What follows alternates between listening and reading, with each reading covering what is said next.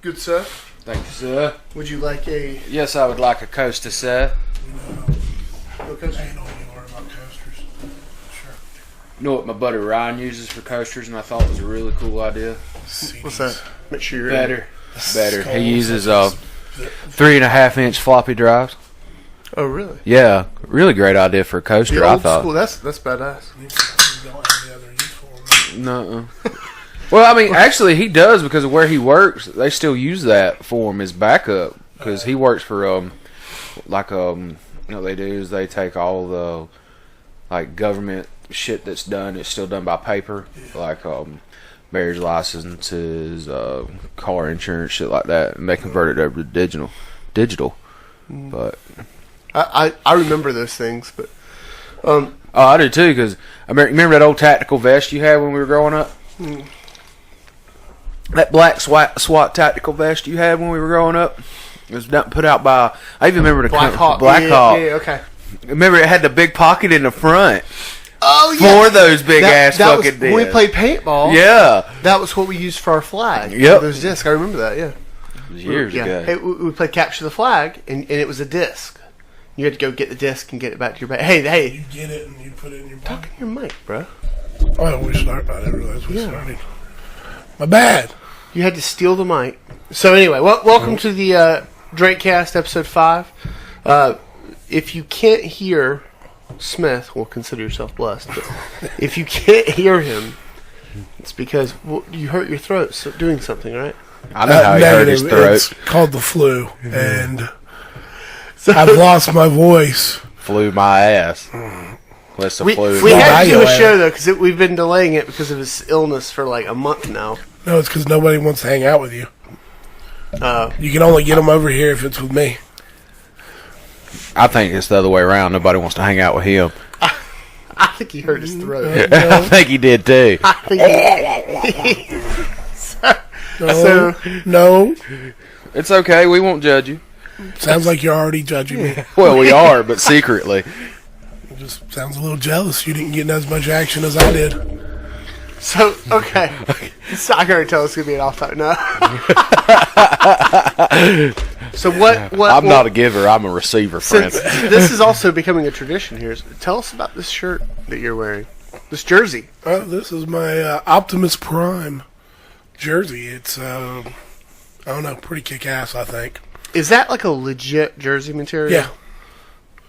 Oh, that's like a thick hockey jersey. Yeah. It's legit. Son. I'd have gotten a Decepticon. Right. They didn't have one. But what's better than Optimus Okay, Prime? okay. If he had one that said Starscream on it, oh my, Oh, dude. Okay, you might agree with me on this. Starscream's a whiny little bitch. whatever, man. So yes, I could see hey, you wearing in the movie when they see him, they're like, the Autobots Starscream! like, it's Starscream! And like he blows up half the world, dude. He's a badass. it. Wait, you're basing this off the movies. He's Megatron's right hand man, even in the cartoons. Yeah. Did you play with whiny. Did you play with G.I. Joes growing up? Bruh. Okay, I mean, some guys didn't. We played with them together. Go Well, ahead. yeah, but would you agree with me upon this? The bad guy's base always has to be better than the good guy's base, so it'd be harder to true. get into. Always. Yeah. Always. Well, the bad guy's base is usually hidden, so that makes it cooler. Exactly. First and foremost. Unless you're Hitler, and then Yeah. But, the good guy's base was always out there and could be attacked at any time. In the Transformers, the Decepticons knew where the Autobots ship was at all times. It crashed. The crash ship. G.I. Joe, the pit, they knew where it was. Now, I think Mask was the only one I remember where the bad guys, Venom, didn't know where their headquarters was, and it was the gas station and the mountain that turned. But y'all probably don't remember Mask because y'all aren't cool enough like I am. I remember.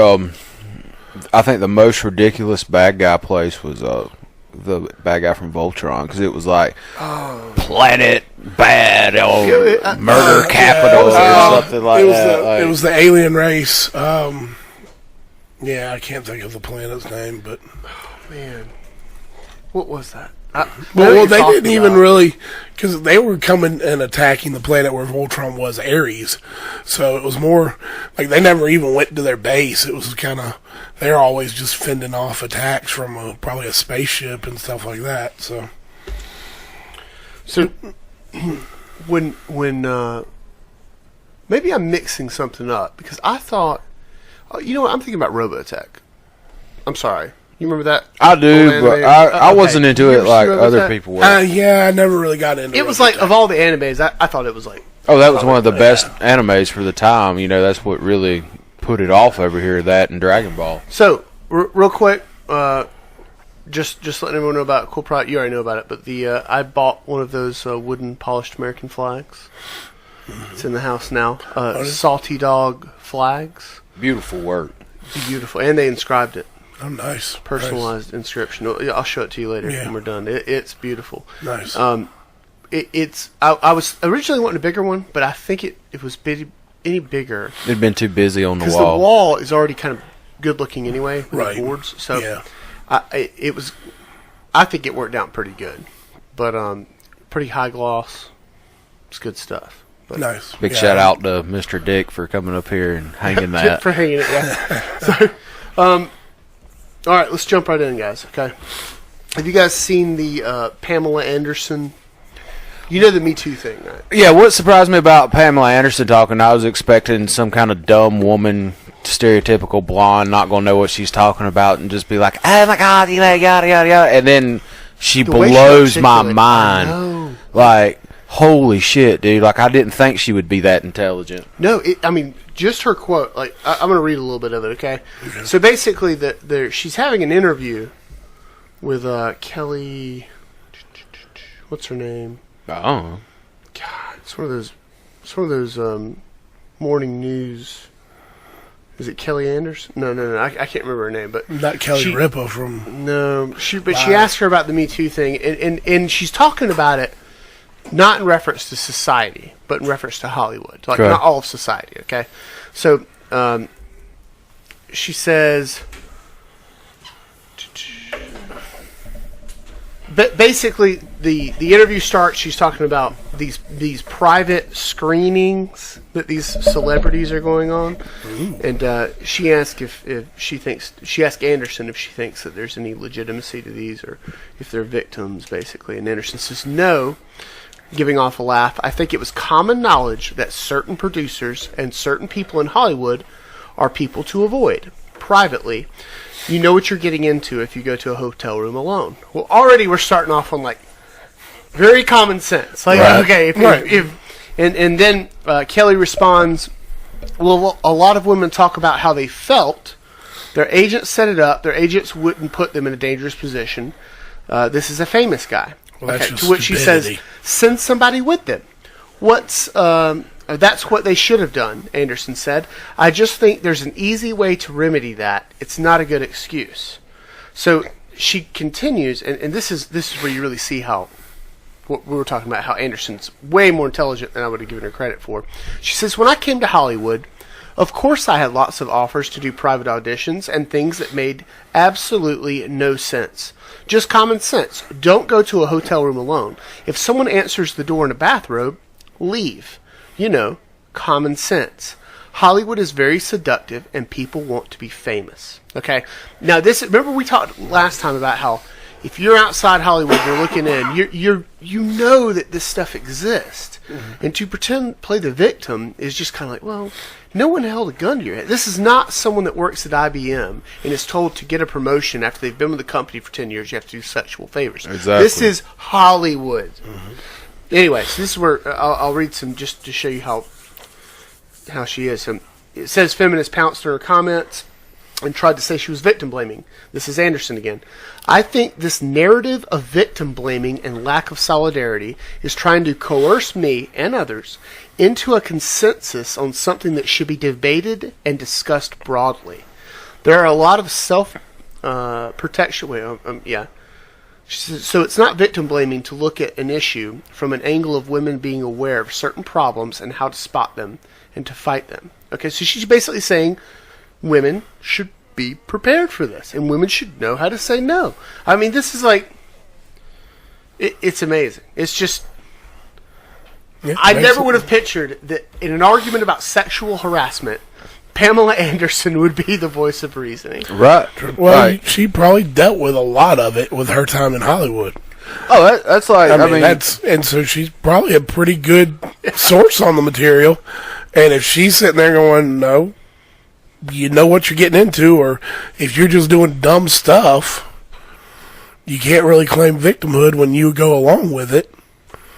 I mean, sounds pretty informed, and I don't see any fault in her logic. I mean, no, none at all. You know, I don't see why it's become, I guess people look at it like, well, if you blame the victim at all, that means you're okay with the perpetrator, and that's not true. Like if you're, for instance, we'll take a sexual example away just because that's controversial. Okay, you have $1,000 in cash on you. Would it be prudent to put that money hanging out of your back pocket where everyone can see it and walk down a dark alley? And flaunt people with it. Now, does that justify the criminal robbing you? No, it doesn't. No, but does it mean that you are responsible in half or in part for where you end up? Oh, yeah. I mean, hey, perfect example nowadays. You got your, you're getting ready for work, so you go outside, you crank your car, leave your car keys in it running to let it warm up while you finish getting ready. it's Someone funny. comes and steals your car. We talked about this recently. How about was it an off topic or was it another just podcast? But we were talking about how it's that time of year where people are going to be leaving their car doors unlocked more, and then their Christmas is going to be getting stolen, and how that they're going to act like it's not their fault when this stuff happens, but in all actuality, it's your fault because you left your car running or you left your cars unlocked. I mean, you bear some responsibility for making it easier Exactly. to become a victim. but When you set yourself up to be the victim, you can't cry, "Woe is me, I'm the victim." I mean, I can go play in the street, but I get hit by a car. I can't look at you and say, "It's your fault I got hit by a car." I need to get my ass out in the middle of the road. Well, So if I put myself willingly and knowingly put myself in a bad situation, I don't have the right to claim victimhood when something bad happens. well, and not to take. Let me not take I'm not taking an opposition to what we're saying, or Right. you're saying, but there is a mid ground. So, I responded to a lady who was working in an environment that was basically her office. Okay, Okay. but it was like a private. It was a house. It was a house and office, we'll say. Right. And contractors were inside of this location. She's doing her job, and she leaves her pocketbook in a place that. Try not to be too specific here, but it would have been very easy to just think, well, it's safe here. And all these contractors, someone stole some money from her, okay? And she was beating herself up horribly over this, okay? Which is beating yourself up, I think, is a good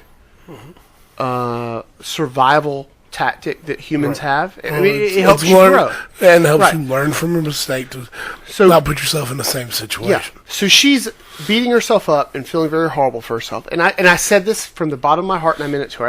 I said, because some of my questions made her feel worse, because I was like, well, did you look after her? I was like, what happened? And she's feeling dumber when I'm asking questions. Right. And I said, listen, I'm not blaming you. You should probably be a little bit more careful, but at the same time, you're not expecting a criminal to come in. You're not expecting this. You were acting like a normal person. I said, I'm not normal. I'm overly cautious. Right. So it's not like my standard should be everyone else's standard of safety.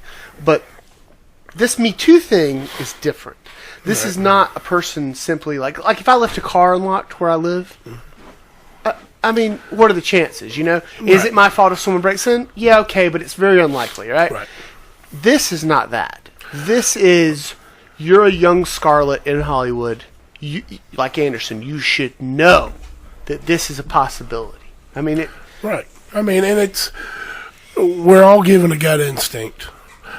When things don't add up, if we're paying attention, like she said, you go into a hotel room by yourself. Okay, you're in a city or town, whatever. These people have offices. Why would you need to meet anybody at a hotel room? That doesn't add up. Second of all, say you go there, but then they show up in a bathroom, unclothed. Next thing you know, you're on backroom casting couch. Yeah, I mean, that doesn't make sense. These things don't add up. And so if you're willingly ignorant, not saying that when a person does wrong, they do wrong, that is on them. 100% that is on them. But you can't say no responsibility lies with the person who puts themselves into a certain situation willingly, knowingly that it's not a good situation to be in. Talking about carrying a gun and There's stuff. a difference between negligence and gullibility. Right. Is that kind of what you're saying? Yeah, well, it's like I've had many conversations with people. Some people like, well, about carrying a gun every day. Well, I only carry my gun if I'm expecting trouble. Well, if I'm expecting to have to use my gun, I'm going to keep myself out of that situation. Right, I wouldn't have gone. My idea is not to use my gun. That is my hope every single day, is that I never have to use my gun. That's a good way of looking at it. Is why if I thought it was a problem situation, I wouldn't be there. Right. Period. And so I only carry my gun if I'm going to, go into a bad area of town. Then why are you going to a bad area of town? I mean, I'm going to stay out of that area of town. I can understand if it's required for your job, you have to go to that bad area of town, whether you're a meter reader or a postman or something like that. Because that's different. People do still rob postmail workers. I mean, it's a fact. It's a fact that they do. But if I had a job like that, to where yes, I was having to go into an area where it wasn't safe, yes, I'd have a gun on me whatever day. But on your civilian time, where you're not working, why the fuck you over there? I'm going to do it because I'm going to go downtown, and I know there's a lot of homeless people downtown. And you just got to yell at them; they'll leave you alone. Oh yeah, but okay, if it's that much of an issue, that said he was Corey Feldman. Did you see the news about him? They finally found the tapes from '93. You know what I'm talking about? Mm-hmm. He said that he reported it. Because then his mom came out like a week later and said he was just doing all that for attention and but money. Then they found the fucking tapes. That's they do it, crazy. He's vindicated. I was like, yeah. I mean, because he's a weird messed dude up. anyway. Hell, if that's different now. Childhood actors, that's totally different. I'll tell you I blame one. the parents for that. Yeah. And any parent that left their kid alone with Michael Jackson or took him over to his house, I blame the parents 100%. Macaulay Culkin turned out all right. Finally. No, Finally. Look at that kid. Have you seen him now? Have you seen him now? He's straightened up. I don't know. The last picture I saw, he looked like a meth head. No, he's straightened up. he got clean. It took him years. He realized, I guess, some shit, but he's Paris Jackson's godfather, Michael Jackson's daughter. Oh, yeah? Yeah, he's her godfather. And that's right. He did spend a lot of time with Michael Jackson. A lot of time with Michael Jackson. Now, he says nothing ever happened. Now, I'm sorry. I'm not saying it. I'm not defending the man. I'm not going against the man. But, I mean, yeah, he was weird. But in all honesty, he didn't strike me as someone that would touch a child inappropriately. Like, I believe himself where he didn't have a childhood. South Park hit it the best. He never had a childhood, so he kept himself surrounded by children to try to get back what he missed out on. That's fine. But as a parent, after the allegations come out, how can you justify letting your kids spend time with them? Because it's Michael Jackson. I don't care. There is the possibility. Dave Chappelle, did he make a joke about that? Oh, he's innocent. Would you leave your child with him? No. I can't remember it, but it sounds like something he would say. Well, yeah. I'm pretty sure. Yeah, I know what you're talking about. It was pretty funny, though. Yeah, I don't remember who, but I know what you're talking about. But that's the thing. It's common sense. I'm not going to put my child in that situation. And any parent who lets their if you're pushing your child into Hollywood, you're probably a piece of shit parent anyway. But that's beside the point. But to leave them alone and unchaperoned in these situations with people that have no care. I mean, Hollywood is all about money, and all about selfishness. It is not.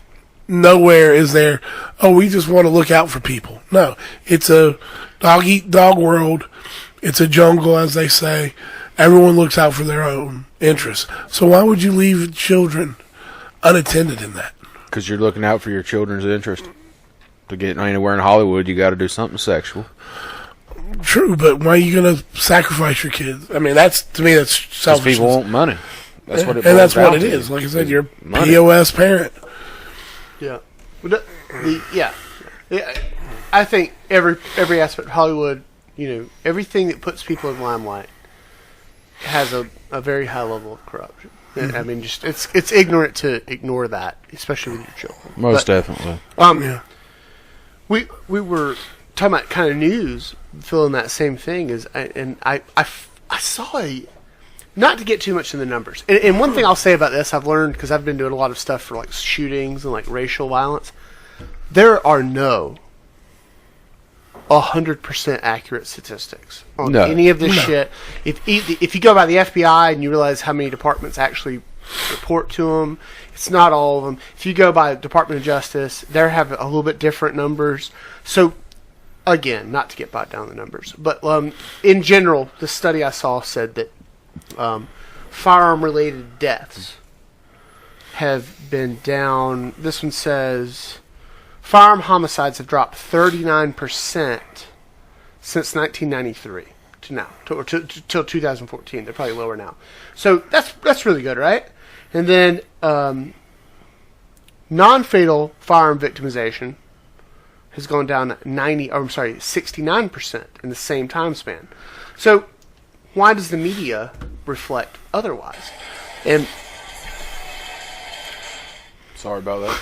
so basically his opinion was that, and I agree with this 100%, there is something built into us as human beings that, and this is kind of obvious, we clearly pay attention to negatives more than positives. And that's from like a survival standpoint. When you're outside, you're going to automatically pick up on threats.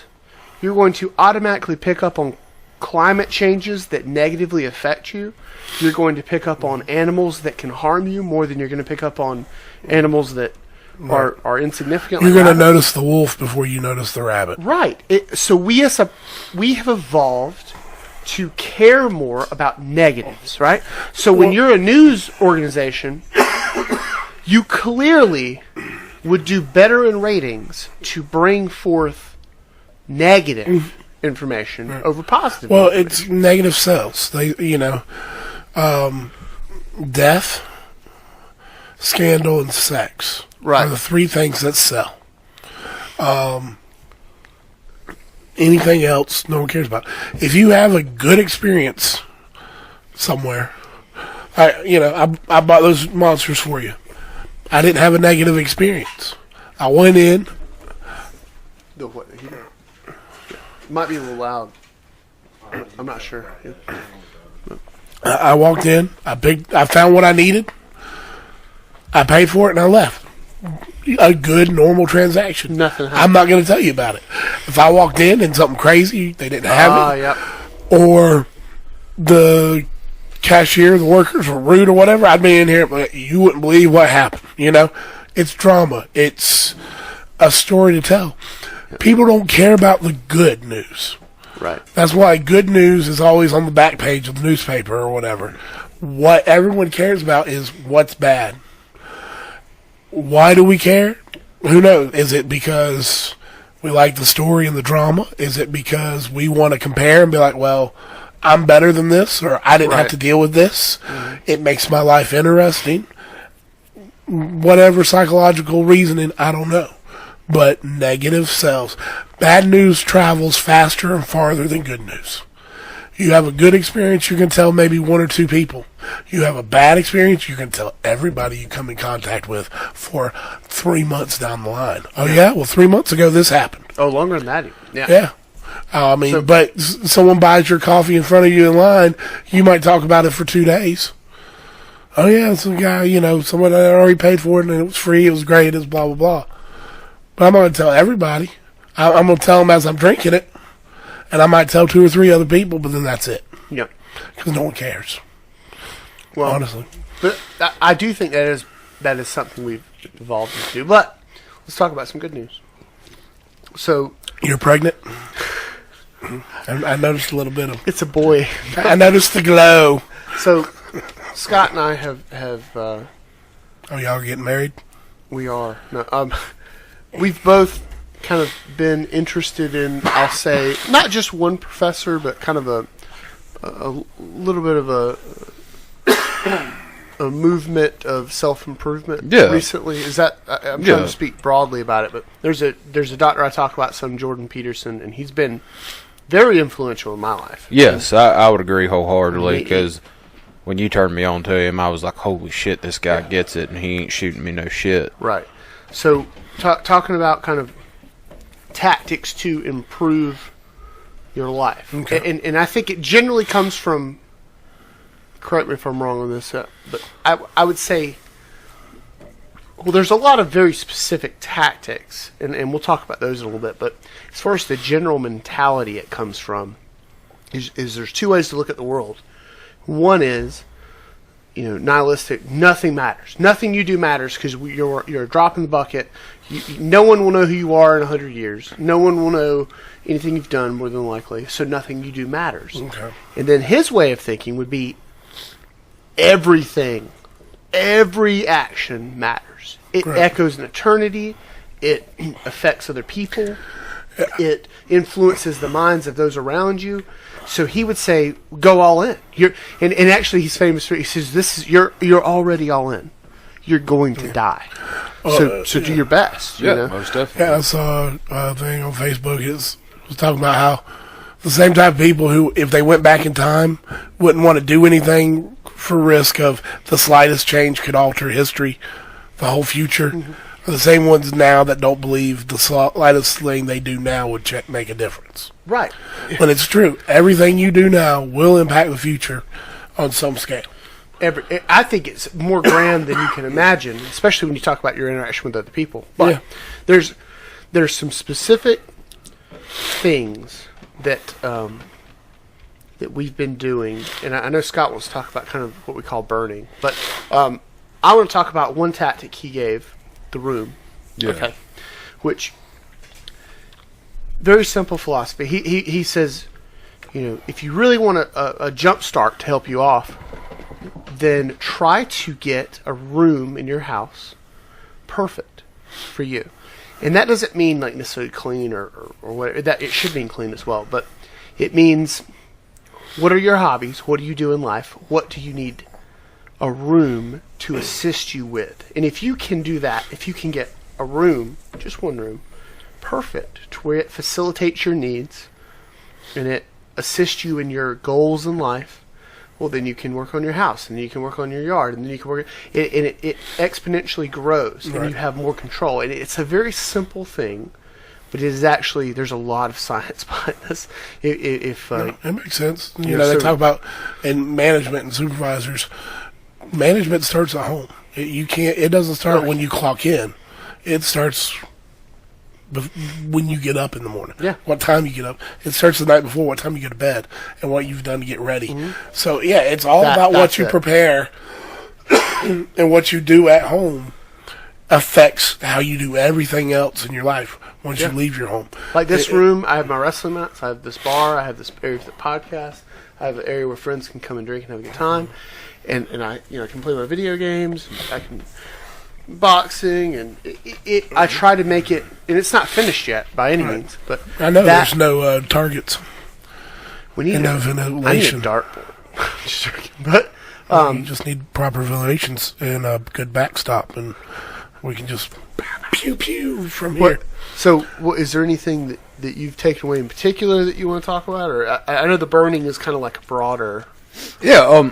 My thing is, you think everything is fine and dandy in your life until you have something traumatic happen. Mm-hmm. And then, some of us are, a traumatic thing happen where, like, a close friend's gone, or relative, job loss, wife leave, something like that. But for you to get to that point to where you want to start burning something, unfortunately, you got to have traumatic events happen to you. I'm not going to go into people basically just keep going down exactly the bad path. Exactly, because you got to find it, and when you realize it, you got to say, okay, I've got to stop. This is what I need to change. And I think you'll agree with me upon this. It's like that first burn is the hardest one. Yeah. Where what we mean by burn, because we keep saying that kind of. To remove something from yourself that you no longer need. And a good way to do it, I have found out, is, let's say soda. Let's use soda, for example. You want to stop drinking soda. Okay? Well, it's up to you to stop it. The soda's not sitting there coming and jumping in your hand, running down your mouth. You're the one doing it to yourself. Yeah. So, what I've done, what works for me, is like, I wanted to stop drinking soda. So what I done is I took a piece of paper, and I wrote soda down on it. Then I set it on fire. You literally burned it. I literally burned it. You're like, no more. No more. Here's the line in the sand. I haven't had a soda in 3 months. Yeah. But by that one little accomplishment, it made me want to burn more throughout my life. And it made me realize that I wasn't on the path that I wanted to be on. Now, I'm not saying that my path's the same as everyone else's. For me, it's religion and a bunch of other things as well I wanted to change about myself. And now the fact that I've started this change. How much weight have you lost? Not to get too much in. No, you're fine. That was another thing I'm still burning from myself is weight, because I got tired of looking the way I look. I got tired of being fat. I got tired of being overweight. So I said, finally, I'm going to do something about it. And in 2.5 months, I've burned almost 50 pounds.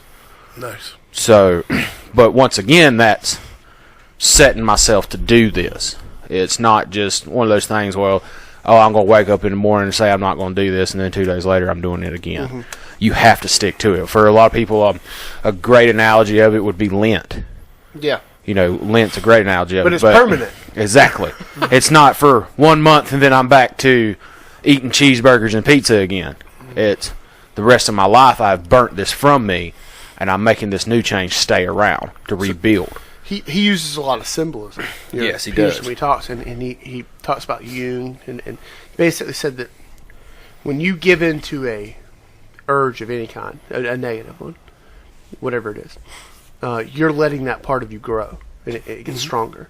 And every time you deny it, every time you say no to it, it dies. It doesn't get the continuous part of you, and it gets weaker and weaker and weaker. Yeah. And I like that. That's definitely the reality of addiction. Well, I mean, it's the old story of the old Native American story, the two wolves inside you. It's whichever one is the good wolf and the evil wolf are continual struggle. The one that wins is the one you feed. Yeah, that's it. That's I mean, it's like you said, you're feeding the urge, the monkey on your back, so to speak. I prefer. If you've got an addiction, a lot of people say a monkey on your back. Yeah, you're I feeding never heard that, it. The wolf. It's stronger. Oh yeah, it's a great little story. But yeah, what you feed grows. One thing that that's spot on. That I learned and put things into perspective for me was one of my Bible teachers. He talked about it, and you reap what you sow. Yep. Yeah. Okay. And you're going along. You're doing what you want to do. You're walking this way. You're doing what you want to do. And basically you're sowing works of yourself, works of the flesh, evil, whatever. Well, then you get convicted or whatever, and you're like, okay, I need to turn around. And you start going back the other way. And now you're sowing, godly works or works of the Spirit or whatever. But what are you reaping? What are you walking through? All the crap you've sown. Mm-hmm. That's why it seems like when you start to make a change and try and do right, it's harder. Oh yeah, because you're fighting everything that you've done, everything that you've sown. You've got to reap it. I mean, you've got to. It's the way it works, and it's going to make it harder. And then that's also the way it's the devil's way to discourage you. Oh yeah, from doing what you want. 100%, but then what happens is a lot of people will get discouraged halfway through. Yep, that's what he's talking about. He was talking about how he's now run into a plateau. You said more things that you have to burn. Like it's like every time you find something, you fix it, you find like 10 more things. Right. That are like now. Because as soon as you start doing that, you realize that this is going to be a constant thing for the rest of your life. Yeah, it's until not- the day yeah, you die. yes, It's not something that you can remove 2 or 3 things and then you're going to be all fun, happy, and free. No, it's, you remove those things, and the reason you're removing them is because in your mind you know that they're wrong. In your mind you know you don't want to have anything to do with them anymore, and so you remove that. It's like then sometimes you got to cut the finger off to save the hand. Yeah. You know, but when it boils down to it, it's like all this that you've done and now you're trying to change, you're going to run into a wall constantly. And a lot of people say it's a detour, it's everything else. But, you know, if you got a goal in front of you, like, I guess Chinese would have used a dragon. You got that dragon in front of you that you're chasing. Oh, yeah. This is the Jordan. He talks Yes. about this. He says, so, okay, you're wanting to quit, let's say, alcoholism. Okay, like, let's just pick that random. So, alcoholism and then redemption lies beyond that to you, from your perspective right now. So, if I could just get past this dragon, which is a really mean dragon, by the way, Right. Oh, yeah. then I could be with redemption. And here's this dragon is it's something you've built up through years of addiction. He says, so how do you beat this dragon? He says, well, is it helpful to have a dragon in front of you? Not at all. So what you do is you say, well, and he talks about, he has a program called the Future Authoring Program. Kind of helps people reason this through. But you look at where you're going to be in 10 years if you don't beat this dragon. Where will you be? Well, it's not going to be a pretty place, probably. And where will you be in 15 or 20 years? Well, even worse. Okay, so now you're building another dragon that's even meaner behind you. And the dragon behind you chasing you is a hell of a lot more useful than one in front of you. That's right. So you have to make sure the dragon behind you is in perspective, reality is in perspective to what's in front of you. Because that's harder. And you don't want to face what's behind you, so you better get through that other dragon in front of you. You better do it now, because you're going to keep feeding that wolf, Right. you're going to keep feeding that dragon, and that dragon's going to be as big as that one. Yep. Right. So which one do you want to fight? I want to fight that one. So that, in all these metaphors get kind of, I think they're useful, actually. I do too. I mean, they put things in, because you look at something like alcoholism, and like that is to some people an insurmountable odd. I can't do it. But when you put it in perspective, like that is now's the easiest time to do it. Yeah, it ain't going. It's not getting any easier. And I can't think of a single addiction that doesn't really fit that mold. Oh, yeah. I mean, no matter what the it thing is. is, now it may only be a 150-pound dragon, but that's a 10,000-pound dragon behind you. I can handle this. I like you the know? wolf. I didn't know that. I'd never heard that. I hadn't Native either. American, you're feeding the winning wolf. Yeah. That's a good. Yeah, it's- That that's is a like good very analogy. spot on to what the other analogies Yeah. I've heard. So thank you for. It was. I was like a contributing. Factory. I've It told was a you. contributing metaphor, wasn't it? Yeah. I mean, I've told you I'm good for something occasionally. I told you you you've kept me had a lot hanging of around. experience feeding things lately. It sounds like so. Or being fed. Are you calling me fat? He's been the winning wolf, and he's been getting fed. No, I'm talking about your sore throat. Oh, it sounds like you're a little jealous. I'm talking about that sore throat you got there, guy. Sound jealous. He must have said, "Good boy, good boy, you won." Scratch me behind my ears. Cough drops to clear that right up, buddy. You would know. So, Oh my god. Oh, Well- Let me walk out the truck and get you some numbing spray. That should help you a good bit.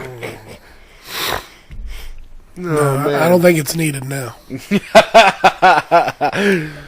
So, But yeah, man, the thing of it is the hardest part of burning is once you start, is trying to see the outcome at the end of it, because it gets harder constantly. Oh yeah. Well, I think Constantly. every burn takes a personal toll. It does. I mean, because things that you use soda at first, okay, people are like, oh yeah, it's just soda. Well, it's more than that. I mean, that's people's habit. It's their routine. Exactly. But eventually, you're going to start doing things a little more personal. Yep. You're going to take out certain habits. I mean, and probably one of the things, if you're wanting to get healthier or whatever, one of the things you can do is, okay, I'm not going to watch as much TV or any TV because I spend most of my time doing that, but I need to spend it doing things more active or whatever. Exactly. So it's like, I'm going to burn these things. And for some people, TV Oh man, to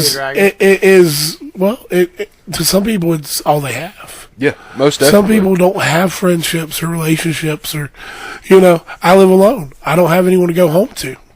I go home, I generally turn the TV on, and I have favorite shows that I've grown up with, and, I've read, comic books growing up and so I relate a lot to superheroes, and that's where I've based a lot of my role models on growing up. And then so to take that out, if I were to cut those out, I mean, that's taking a lot. Now, granted, there's certain things that cutting out TV doesn't mean you wouldn't ever sit down and watch your favorite movie again. Exactly.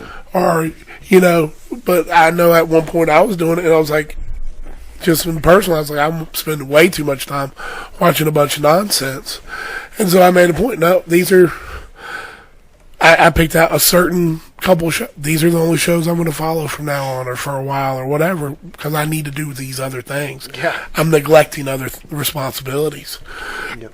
And so it doesn't mean that you would never do that, but some of that, like I said, a lot of that is, personal, and it helps, you've based part of your character on it. You view them really as friendships and relationships that you have with these characters, and, they're not real. They're not real, but it's something you've bonded with. And so, to burn those and cut those out of your life would definitely be very personal and be very hard. Oh yeah, that's like a friend of mine. He is super into The Walking Dead. I mean, I've seen people into it, but this is too far into it. Like, I've never seen somebody watch a TV show and generally get up and be nervous and walking around as they're seeing this character go through this. Now, to someone like me, I'm just like, how can you become this attached to a show? Right. But I realized it was, okay, this is what has helped him as a crutch throughout parts of his life. Right. Where, in my eyes, your crutch should be something positive, something that's reinforcing you, not a fantasy world. Mm-hmm. Well, look, talking about that, this is related to the same thing for porn. Right? Listen to this. We've dedicated well over 4.5 billion hours to watching porn on one website in 2016. Well, don't you look nice? Yeah, I was You look like a school teacher. Speaking of which, Oh wow, looks very good. Shows your age, though. It does. You look like you're 40 now. 40. How is it teaching those kindergartners? That's what you look like as a kindergarten school teacher. Yep. At least you don't look like a floozy, though. So that's a plus. That's good. you say that, and then she lifts her shirt. Woo! Look at this. Show a gun. All right. So we've dedicated over 4.5 billion hours to watching porn on one porn site in 2016, just from Pornhub. Humanity spent twice as much time viewing porn in 1 year as it has spent existing on the planet Earth. The site had over 90 billion video views and 44,000 visitors every minute of every day. It all adds up to over 500,000 years worth of porn consumption in the span of 12 months. Since 2015, human beings have spent 1 million years watching porn. So talk about like addiction. And now that's just one aspect of addiction. Mm-hmm. If you want to talk about people make idols out of literally everything. Oh, everything's I don't mean that in idol. a religious sense. I mean cartoons, alcoholism, Music. sex, music. Yeah, Music. Mm-hmm. Music People to do- especially, dude. that's Podcasts. Yeah, podcast. podcast. Most definitely. But yeah, there's a lot of. All right, guys. So we'll talk about this Camilla Harrison who is a Democratic politician, and this is a tweet she made talking about children in politics, which is something that the left has done a lot of. Like Hillary Clinton had the book "It Takes a Village," talking about raising children. Anyway, so she says on her tweet, "Children are our nation's future. We must listen to them about what they care about and give them a voice in government." So, two things about this. One, the left's ideas usually sound a lot better to children. So if I said to a child, "Is it fair that you grew up without as much money as the next person?" The kid will say, "No, of course not." They're very easy to manipulate, especially when it comes to socialism. But because they don't have a prefrontal cortex, they can't distinguish between emotion and logic. To them, it's all just emotional based. Most Democrats can't. You're right. But I guess I don't really so much care about the political side of this. I mean, I'm obviously against socialism and everything, but to me, we talk about listening to children when it comes to like being punished and things like that. What good is there to just grow up or even learn anything if children are equal? If a child's opinion for anything can be taken at face value, why even grow up? Why go to school? Why learn? What's the purpose of it? If my child came up to me and said, "Listen, I really think that this new healthcare bill, it's a good thing," okay? I'd be like, "Shut up and go clean your room, kid." Exactly. Like, Go read a book. Go read a book. Yeah, you are a kid. Listen, if you look and you talk to any kid, I guarantee you the vast majority of children's opinions closely reflect their parents. Yeah. Because they believe what they're told, they incapable of forming their own opinions. They have no experience to form anything on. Until they turn 13. Well, then they're just spouting someone else's opinion, their friends' opinions. Exactly. Apparently, their friends are much smarter than they are, so they're going to listen to their friends instead of their parents. Yeah, I talked about the prefrontal cortex. There's a lot of science. Kids, even into their teens, do not have a developed prefrontal cortex. That's why they are so emotionally driven. It's because they don't have the capacity to think logically. Most of them. Okay. So it's insane. Why would you listen to a child? Now, you dealt with this firsthand. Back in the day, yeah. We dealt with this firsthand, seeing the difference of a 5-year-old compared to a 14-year-old, and how they process and how they do everything. But they're still emotional. They're still very emotional. Like, I can, this is going to make me look like a bad person, but I can think of the times how much easier it was to punish a 5-year-old to 8-year-old to get the results quicker than it was to punish a teenager. Mm-hmm. Because with the teenagers, you would agree with this, we would have to work more and have to do more to get our point across because we were adults and we were dumb and didn't know anything, where the 5-year-old would just be acceptable to it and be like, okay, I was wrong. Yeah. I want to stop doing this now. Yeah, but to tell a kid, because, when a 15-year-old wants to, have an opinion, I want to always say, have your opinions changed since you were 8? And they'd probably be like, yeah. I'm like, all right. Well, they're going to change that much more by the time you're my age. Exactly. And then they're going to change more by the time you're 60. I mean, a person's opinions are the totality of their entire life and their experiences. Yeah. Very good use of the word, by the way. Well, thank you. And their education. So if you're saying a child's opinions in politics is valid or worth listening to, this is what I say is, okay, are we going to let the 5-year-old live by themselves? We're going to let the 5-year-old vote? We're going to let the 5-year-old drink alcohol? Only in California. Drive, do anything like that? Well, no. Why? Because the child doesn't know what's good for them. Exactly. So why would a child who doesn't know what's good for themselves know what's good for the society and for the country? I'm not saying disregard children and just say and play down to them and you're not important or whatever. That's But that's something a parent should do at the home, whatever.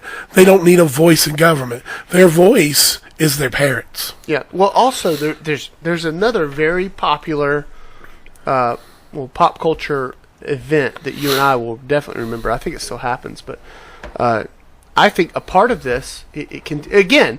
I don't think that just because you're 15, 16, you're starting to necessarily develop the necessary mentality to possess critical thinking skills, if that makes sense. So I think, remember the MTV Rock the Vote? Mm-hmm. It was a very liberal driven, every politician on there, or every artist was liberal. They were trying to get young people to vote. Why? Well, because young people vote liberal. They across the board they do, because liberal ideology sounds better to children. Sound better to younger people, and younger people are more easily swayed by celebrities and people they look up to. Oh, well, I like their music, or I like their movies, or they're popular, they're cool, they're hip. And they think this way, so that's obviously the cool, hip way to think. Yeah, Wu-Tang Clan taught me not to vote. Wu-Tang, Wu-Tang. I sent you that picture of the caveman discovering fire, didn't I? I put that on my Facebook. But yeah, it's children are. I don't blame the children. Again, I had opinions that were idiotic. And you're going to, and everyone does. And some people never change and never grow mentally or anything like that. And they may just stand fast. I'm going to believe this, period. Because they don't care to enlighten themselves and think more. I think the three of us are unique in the sense that, Scott, we haven't known each other that long, but I would imagine that even, younger than 10 years ago, you were thinking things through on more for yourself than other people. Yeah, I grew up different, though. Right, but some people still, even in your 20s or teens, people are going to be like, just going with the flow, or this is what, I saw it on TV, and this is what I'm do. But I know because me and Luke have had a lot of talks where we've thought things through. And I think I've changed your opinion on some things. You've changed my opinion on some things. But that's because we discussed them. Exactly. We talked, me and Scott talked about this. Jordan Peterson, this is another conversation he had where when two people have a conversation, and this is why free speech is so important.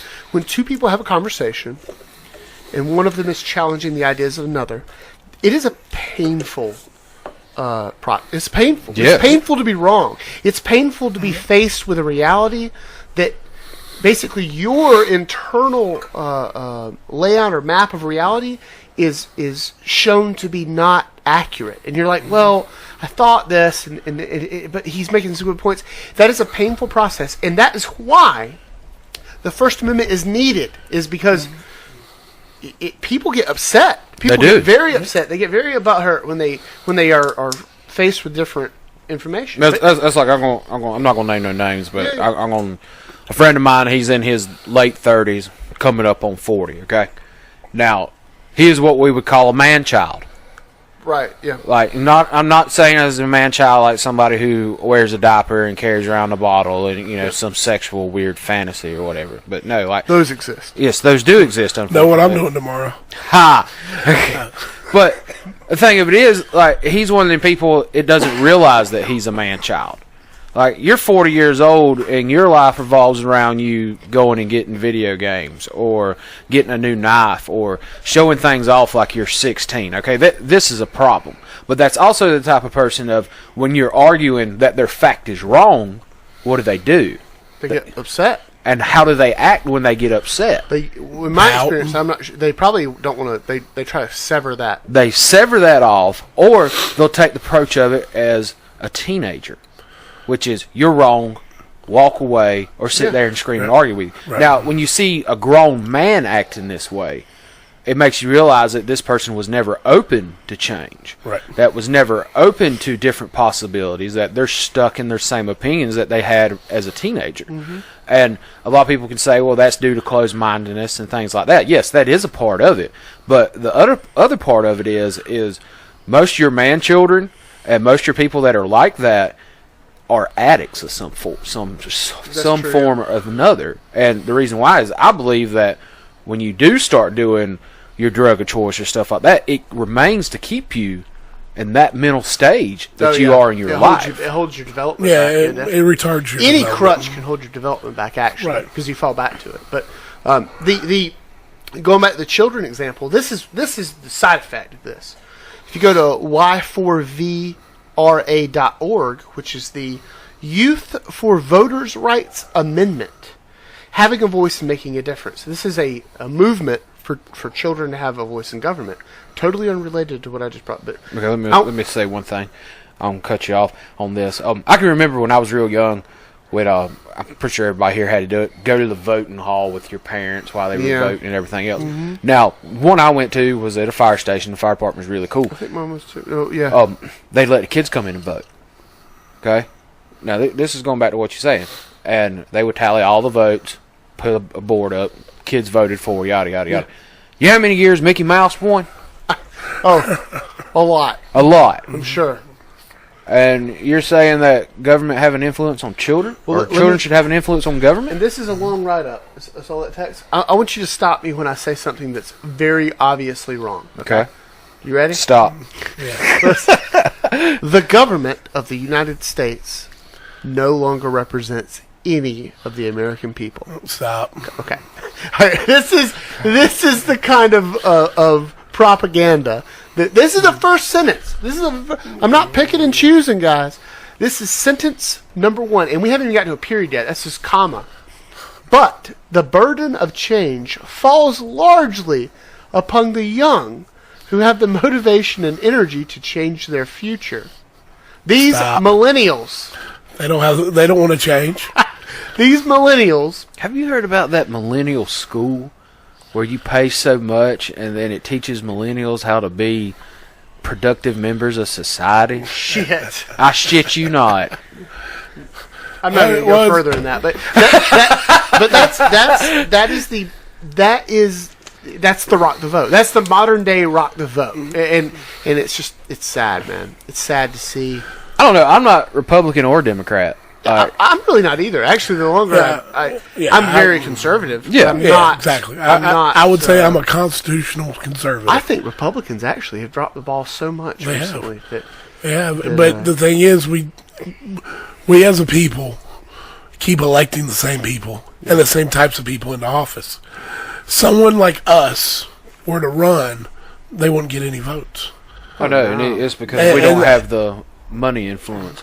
That's true. That's also a big part. But nobody would vote for us, and it's not. We're too constant. We're too too much.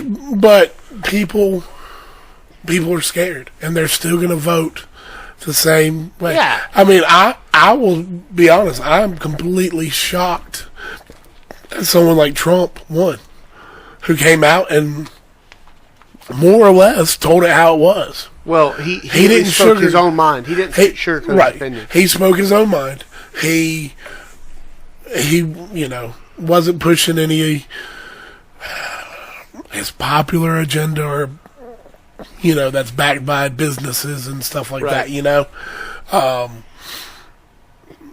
just came out and he said it, and he wasn't afraid to pull punches when So I didn't take him seriously. I didn't think he'd win, and then I don't think a lot of people thought he would win that voted for him even. Yeah, some people might even vote. I mean, for him as well as I do, popular vote doesn't matter. I mean, it doesn't. Well, when we vote for president, it doesn't matter.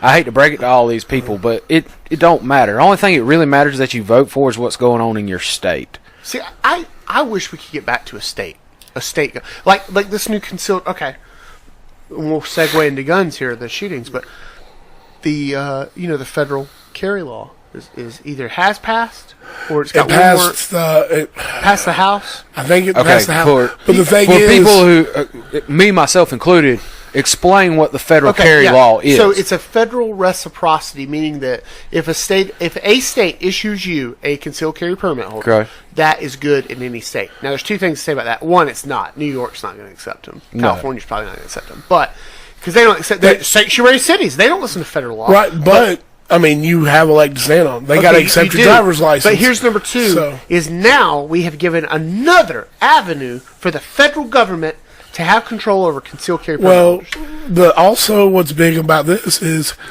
the House Democrats have added an amendment onto that about I heard that's not background checks. It's increasing background checks and whatever.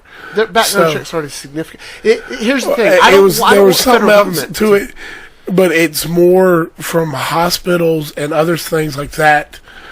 It's back to where they're trying to get in VA and stuff like that to release more medical records and report more medical records. I'm not for to it, and for and it's basically to deny more people guns, and it's giving a doctor. Yeah, that's what I'm talking about. The doctor an ability to put you on a no gun list and there's no due process. It's like they're talking about these no fly lists and stuff like that, and there's no due process on those, but it's not your right. Have you read the bill? Have you actually read the bill? I haven't read the bill. Yeah, I'm going to see it because I've heard someone say there's something about rifles in there and there are all kinds of other things they snuck in. Yeah, I want to read the bill. So it's because it originated in one of the house, either the House or the Senate, I can't remember, and it passed. And it went to the other part, and then they added that, and so it was to go back. Yeah, because the amendments that were added on and all this. Let's assume the bill is totally on board. There's no other backroom dealings. I still don't like it because it puts them another law closer to what you're talking about, where they can affect a federal level with federal law. I don't like it. I do not like any federal involvement. I like it because I hate the fact that up until recently, like South Carolina and Georgia didn't reciprocate. They did. Georgia did, but recently they accepted it. Recently, we didn't accept it because Georgia didn't have a process. Right. But I think you just had to be a landowner and you could get it. I'm all for a state looking at another state and saying, I accept yours. That's fine. I do not think the federal government has any business in this. It's people are blind. What I don't like is I don't like any state, whether it's my state or any state, telling me I can't carry my weapon. Yeah, exactly. I think I don't like the fact that New York, and because I was even reading, you can carry. New York City, has one of the strictest gun laws, and so you can have a gun in New York State. Yeah, it's New York City. So there are people who are flying into New York and flying in with their guns sealed in the airline per their qualifications, sealed in their lock boxes and everything. They fly in, that's fine. But then when they go to fly out, the TSA are searching their stuff and like, nope, you got a firearm. They're calling the police. People are being arrested for having a firearm, even though it's locked in it's packed away to go on a plane. It's legal. Mm-hmm. And they're being arrested. Their gun is being confiscated. And they're spending a couple days in jail. And they're having to get attorneys and spending upwards of $10,000 to $15,000 each time and having to plead to misdemeanors. But they originally be charged with felony gun violation, all because they have a law saying you can't bring guns in here. No, I'm following every law imaginable. Federal law and everything, I'm okay. And it's just nobody's had the money. Police officers have been charged with having guns in New York City. I've heard it too. Out-of-state police officers. Exactly. They don't care. They don't reciprocate with other law enforcement. Right. But here's the thing. And I am okay with that. I am okay with New York having some bullshit law what I don't want is a federal body to tie me to them in any way. Hold on. This is the thing. To me, it all goes to the Second Amendment. Shall not be infringed. New York City, has no legal right to deny me a firearm. To consider New York and California part of the United States. They don't consider themselves part of the United States. I don't care. I'm telling you. Okay, they are. Yeah, let's see how quick they don't consider themselves that anymore when we cut off their government funding. Listen, especially for these fires is what they're talking about. Right. But that's what I'm saying. I don't care what they consider themselves. They are technically part of the U.S. I have every legal right to walk down New York City street with my gun on my hip for protection. I don't see. I don't. Per the Constitution, I have every legal right. But I don't care. That's the thing. Is other states are backwards. There's just states I disagree with a lot of laws. I'm not. That's why we have states. Because we're not all the same body, and when we have something that tries to unite us, it's usually a bad thing. It's like globalism almost. Well, I mean, a lot of people with the reciprocity argument, a lot of people compare it to driver's license. So, do you think that states have the right to say, I don't recognize your driver's license? And so now, therefore, you legally can't drive. Say, he's trying to make it like Gran Turismo now. You can't drive C-Class with a D license. That's what I'm going to say. Hold on. Say it happens where, for whatever reason, South Carolina pisses off North Carolina, Tennessee, and Georgia. I'll stay in South Carolina. And they say you cannot legally drive anywhere outside of the state of South Carolina. Okay, hold on. Unless you fly or take some kind of public mode of transportation and then drive because Oklahoma says you can drive. So you get to Oklahoma and you can rent a car and drive. There's already states that have laws I disagree with, though. I mean, you're picking one that hasn't happened yet, but there are pacts signed between states about driver's license. Okay, I'm going to do this driver's license thing right here, and I'm going to shut you both down. Okay. This is already in effect. Okay, because in this state you cannot fly anywhere else in the United States now because of our driver's license. Because our driver's license are different than the government grid of driver's license. So now, if you want to fly from South Carolina to Texas, you have to have a passport because your driver's license does not meet the qualifications of the United States government. Yeah, it's real recent, but a lot, and it's not just South Carolina. There's others. Like 5 or 6 others. There's other states where they're basically saying now you have to have a passport because of different government. Again, I do not view the states as some like. I understand they're part of a nation, but I do not think that they should be exactly the same in every form or fashion. I agree with that. So where do you draw the line then? I agree when they're God-given rights. Okay, now listen, I agree. I am 100% for smaller federal government. I would love to return to really pre-Civil War states' rights. The state is the. You hear that? Smith wanting to go back to slavery over here. Oh I did not say that. He said pre-Civil War. So that's slavery there, buddy. To where the state governments are more powerful than the federal government. I agree with that. Now, I think they should. And then that way, if you don't like something in one state, you can go to another. So that way, if you feel one way about abortion, if you think abortion should not be legal, well, I guarantee you, there would be states that would say it's outlawed here. I think abortion's a far more obvious moral issue than even carrying a gun. I'm a big gun community. I agree. It is. Advocate. So if you're going to say that another state can kill babies and this state can't, then I think it's perfectly understandable, not correct, mind you. I'm not disagreeing with you on the. I agree that Second Amendment gives me the right, but I'm not surprised that California has strict gun laws. They're all a bunch of lunatics. Right. And listen, and strict gun laws, okay, I'd still believe shall not be infringed. But you know what? That's why I don't go to California. Exactly. But I still think that if I needed to go to California for something, let's say I had some rare medical issue, and the best doctors by far were located in California, and I needed to go to California for treatment or a procedure. I should not be disarmed to go over there when I am in the confines of the United States. I understand if I have to go out of country. I understand if I have to go to Europe because the best doctors are in Europe. Okay, No, they're not.